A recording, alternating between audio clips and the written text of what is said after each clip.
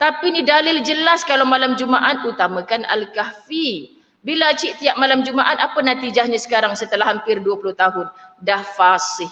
Tak payah buka Quran, dengar Al-Kahfi, kita boleh ikut pelan-pelan. InsyaAllah ini yang kita jumpa orang koma muslimat tak sedar. Tapi mulutnya seperti bergerak. Misi malam-malam lalu, macam dengar surah Waqi'ah Ustazah. Macam dengar Al-Mulk. Kenapa Allah tunjuk kebesaran Allah? Subhanallah muslimat, kita yang usahakan kita dapat. Jadi tolonglah jangan beralasan. Sampai bila lagi kita nak beralasan? Sementara mata kita boleh melihat. Sebab akan ada diuji yang dekat nak mati, mata pun Allah ambil. Tak boleh. Subhanallah, saya kalau sembang dengan Ustaz bang, antara ruginya saya ni kerana saya bukan Al-Hafizah. Saya Al-Haf. Untungnya orang-orang Al-Hafizah. Kalaulah matanya dibutakan macam mak sebelum meninggal, sebulan sebelum meninggal, bapa seminggu sebelum meninggal, alah Al-Hafiz ni kan boleh baca Quran tanpa mashaf. Kalau macam saya, janganlah diuji macam tu bang, saya bukan Al-Hafizah. Selalu sebut macam tu muslimat dirahmati Allah sebab takut. Maka istiqamah dengan ayat-ayat yang mana Allah dah beri pada kita. Fadilat-fadilatnya jelas tapi kita yang tak mahu.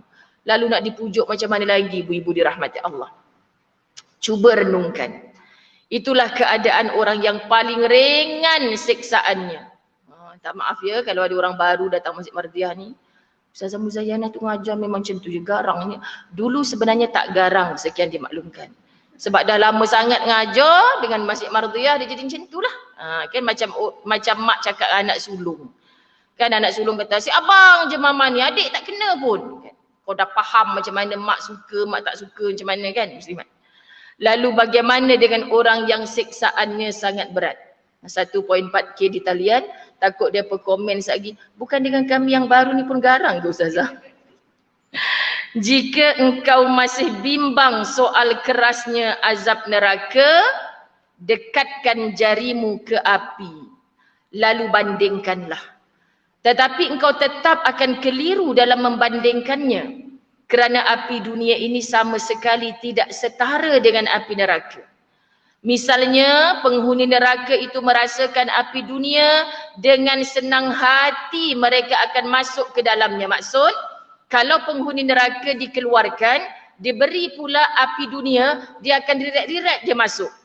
Syoknya api ni, api apa pula jenis apa ni? Api dunia yang kau duduk dulu, yang kau tak sanggup nak letak satu jari pun di atasnya, itu dia kata mudah. Maksud musliman, setelah kita terbiasa dihentak dengan ujian, maka kita tempuh dengan reda. Ujian jenis apa pun termasuk ujian paling besar kata kitab ini Sakaratul Maut, insya-Allah kita menempuhnya dengan baik.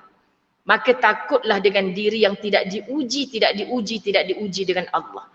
Okey, jadi orang yang dah dihumban dalam neraka, kalau dikeluarkan diberikan api dunia, dia kata lah bestnya, sejuknya. Sedangkan benda tu kat sini kita tak mampu nak berdepan dengannya. Dengan senang hati mereka akan masuk ke dalamnya demi menyelamatkan diri dari penderitaan yang sedang mereka alami. Api neraka sedang dialami, mereka minta balikkan aku kepada api dunia. Sebab 70 kali ganda lebih dahsyat daripada api dunia. Subhanallah sahabat-sahabat, ada beberapa hadis yang menggambarkan panasnya api neraka tersebut.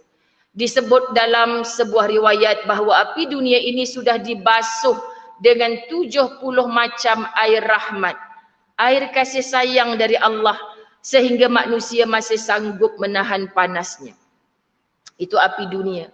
Sebab Allah nak hantarkan ke dunia kepada makhluk yang Allah cipta, yang Allah nak masukkan ke dalam syurga, bukan masuk ke dalam neraka. Allah cuci api yang berasal daripada akhirat ni dengan 70 kali 70 macam air rahmat. Maknanya air yang dikasih sayang Allah lah. Muslimat dirahmati Allah.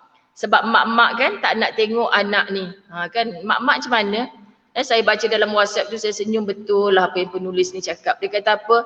Seluruh ibu-ibu di dunia ini adalah ibu-ibu yang paling kerap menipu. Kata apa hal pula ni menipu? Kan muslimat. Suka hati je cakap mak-mak menipu. Mak-mak lah yang paling solehah, paling mulia jiwa. Rupanya mak-mak kan kalau sakit lagi ke mak? Taklah, tak apa kamu pergilah kerja mak okey ni. Sebenarnya sakit tu. Tak nak nyusahkan anak. Dulu kecil-kecil, mak dah makan ke sedapnya ni mak? Tak cukup nak tambah makan. Mak dah tambah dah tadi. Padahal mak, sabar je lah aku, dia perhabis pula. Tapi sebab tengok anak suka, perhabis. Ya Allah, sayunya hati. Betul lah dia kata mak ni paling banyak menipu muslimat demi kebahagiaan anak-anaknya. Ya Rabb. Jadi apa lagi yang kita nak sebut? Subhanallah, tak ada yang paling layak disyurgakan kecuali ibuku. Ya Allah, masukkan mereka ke dalam syurga. Ini sepatutnya yang ada pada seorang anak. Ya, sebab banyak sangat pengorbanan seorang ibu kepada anak-anaknya. Subhanallah. Lalu kita fahami hadis Nabi SAW. Allah Ta'ala menyuruh agar api neraka dinyalakan selama 1000 tahun.